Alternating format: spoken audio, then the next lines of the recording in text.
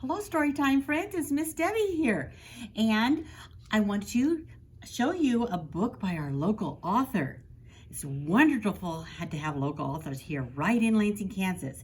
His name is Thad Krasnesky.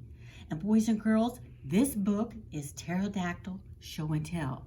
So boys and girls, let's listen to Thad, and he's going to show and tell this story for you. Take it away, Thad. Good morning, this is a video. I say good morning because it's morning right now, but you could be watching the video and it could be like 9 o'clock at night, or it could be like 11 o'clock at night and you're watching this after you're supposed to be in bed and you have like the blanket over your head and your parents think you're asleep. And so I just said good morning, which would be a little weird if it's that late at night. First of all, if your parents tell you to go to bed, you probably should be in bed, so turn this off now. But not mine. I mean, watch this video, turn off the next video. But your parents said it's okay if you stay up and watch my videos. Don't ask them. Trust me, they told me that earlier. It's okay.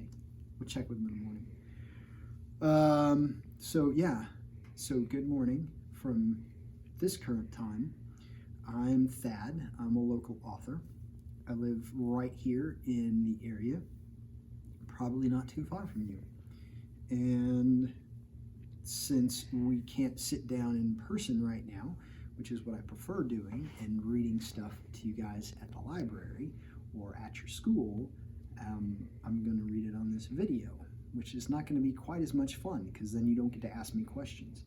You could ask me questions if you want, but that would be a little weird because it's a video. I wouldn't hear them. You understand that, right? So you could ask them, and I could just start answering questions. 7, Badger, January 7th. So hopefully the questions you ask were relevant to those answers. All right. So the book we're going to read today is called Pterodactyl Show and Tell.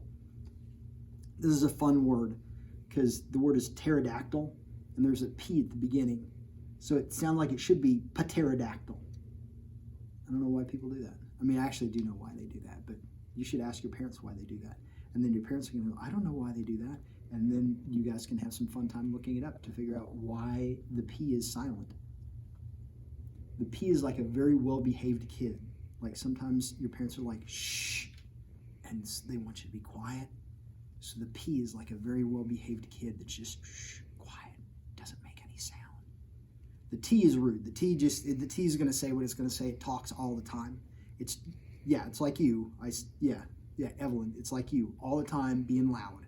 Okay, that's the T. The P, that's more like Ethan, very quiet. People say, shh, Ethan, quiet. And he's like, so the P doesn't make any sound. So it's Pterodactyl Show and Tell.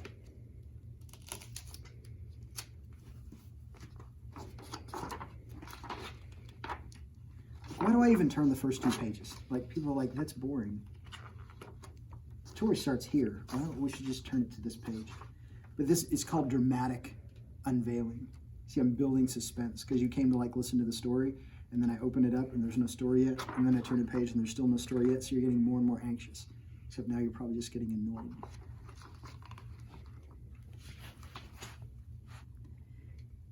I brought my pterodactyl into school for show and tell. Wait, what?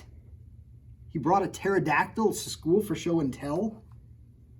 Okay, first of all, how did he get a pterodactyl? And second of all, who thought it was a good idea? Where are his parents? Why would you bring a pterodactyl into school for show and tell? That seems like a bad idea. Maybe we should not read this book. I wrote this. I guess I should have known better. That seems horrible. Why? All right, well, I already started it, so we're going to see what happens. Goodness. Don't bring a pterodactyl into school for show and tell. He almost ate 2 kids before we heard the morning. Exactly. That's what I'm saying. He almost ate 2 kids before we heard the morning bell. That's why you shouldn't bring a pterodactyl. Look at this. He's got a sock in his mouth. There's 1 pair of shoes here, another pair of shoes here. So I guess those are the 2 kids. They're the ones without shoes. Why are your parents letting you listen to this video? What? Debbie, this is a horrible idea. Why do you have this book at the library? You think adults make sense, and you have people like me writing these books, and you have adults letting you listen to this video, and you have adults like Debbie putting this book in the library. This horrible, horrible idea. I forgot, what were we talking? Oh, pterodactyls in show and tell. Almost eating 2 kids before the morning bell. Yep. My teacher had to make some minor changes in attendance. There's 2 more empty chairs. That does not look good. And social studies looked more like the War of Independence. The teacher, this is not a very engaged teacher. I do not think that she's really actively working with the class. All the kids are on this side, the pterodactyl's on this side, and the teacher's hiding behind her desk. That's the kid that brought it. Like, everybody else looks a little bit, maybe a little scared or angry. He looks a little, like in all the pictures. See? He's like happy. There's kids missing. He's happy there. We're going backwards, I know. I'm going to go forwards again. Everybody else is scared. He's happy. If you had a pterodactyl, oh, here's a good question. If you brought a pterodactyl, is there somebody at school, if you brought your pterodactyl to school, that you would be like, I'm not saying eat anybody, but if you do eat somebody, maybe you should eat him. Is there anybody in your class like that? I'm not saying you should let your pterodactyl eat him, but I've just been asking the question, that's all. In reading, we sat quietly and no one made a squeak. Look, see, again, he's all smiling. Look at the books they're reading. This one, see this kid? What is the title of the book? The book is Look Behind You. Oh, and it's almost Halloween. Well, I have no idea what time it is when you're reading this video. Again, it's like when I said good morning, and it could have been night. I don't know. It's almost Halloween when I'm reading this. It could be next January when you're watching this. But they're all reading like scary books. This one says, Look Behind You. She's got scary stories. And there's a pterodactyl on the cover of Scary Stories. This guy is reading, It's Coming to Get You.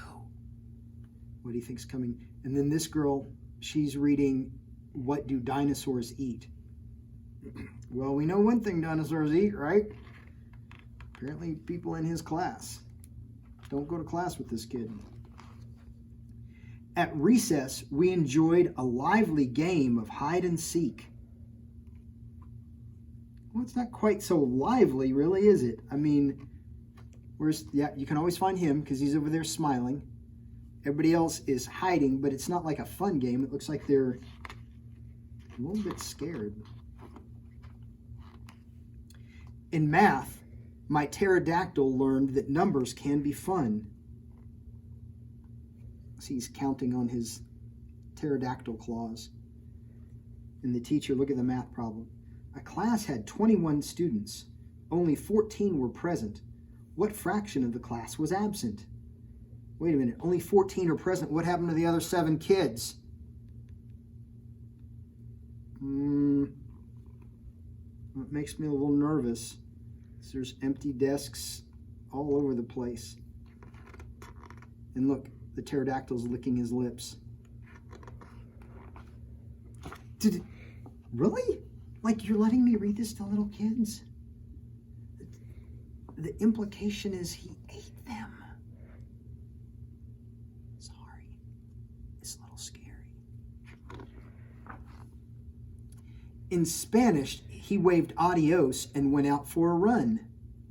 See, the Spanish she's working on is escapar, to escape. And they're taking off. This actually, it rhymes. The story rhymes. I'm actually like getting so much into I'm not even following the rhyme because I'm like looking at the pictures. But see, it says, in math, my pterodactyl learned that numbers can be fun. In Spanish, he waved adios and went out for a run. When you read it faster, it rhymes. But when you get like distracted by the pictures like I do, then. And again, that's the kid. This is you. This is you. Fred, this would be you if you bought a pterodactyl to school. All of your classmates are getting eaten and you're like oblivious. Got my eye on you, Fred. At lunch, my pterodactyl wondered which meal would be best. He's got a burger in this hand, but he's not looking at the burger. Where's he looking? He's looking over here, thinking maybe there's the lunch lady. Even she's not really excited. And look at the number of kids in the lunchroom. Like that's not the same number of kids that we had earlier. Like look at all the kids in this picture. And then look at the picture here. I think we lost somebody. In science, he experimented with a tasting test. Science is fun, right? You get to like experiment with stuff and use chemicals in beakers and make elemental reactions and things. He's not really following the lesson. Look what he's doing. He's licking this kid, and he's got this other kid in his claw. But he's being safe. This is important. If you're doing science tests, he's wearing goggles, so that's a good thing. In art, my pterodactyl made a prehistoric scene. Everybody's making little dioramas. See, his is neat. He's got the little dinosaurs. Everybody else is kind of like all over the place. And we definitely, there's only 1, 2, 3, 4, 5, maybe 5 kids left. In health, he showed us how he keeps his teeth so bright and clean. Do you guys brush your teeth? Good. Do you brush your teeth with a broom? Bad. Brush them with a toothbrush, not with a broom. But if you're a pterodactyl, you can brush them with a broom. If you have a pterodactyl, you can brush his teeth with a broom, not yours. And look, we're down to 1, 2, 3 kids. In music class, my pterodactyl kept a steady beat. And in computer lab, he found a new way to delete. So there's music class. We've got the kid that brought the pterodactyl, and there are 2 other kids in class. And then in computer lab, there's the kid that brought the pterodactyl. How many other kids are there left? Just this one. Looks like he deleted all the rest of them. And by delete, I meant he ate them. I never got a chance to show and tell about my pet. Perhaps that's why my teacher looked a tiny bit upset. Do you think she got upset because he couldn't do show and tell? I don't think so. She said I shouldn't bring my pterodactyl anymore, but since my class is gone, I've been promoted to grade 4. Well, of course, because there's no one left in grade 3. The 4th grade teacher made me leave my pet out in the hall. See? She's like, no, don't bring him in here. I guess those big 4th graders don't do show and tell at all. Is that why they didn't bring him in? Probably because they didn't want their class to get eaten either. So, this is a cautionary tale about why we do not bring extinct dinosaurs to our school for show and tell. Bring things that don't eat your classmates. Again, unless you have that one kid that, maybe he needs to be eaten. Maybe you know what? Or maybe you're the one that needs to be eaten. Because I know, talking to you again, Fred, there's a couple of you out there that probably are the kid in class that is the one that other people would turn the pterodactyl on. So maybe you should be nicer so that you don't get eaten by a pterodactyl. That is all. Have a wonderful night.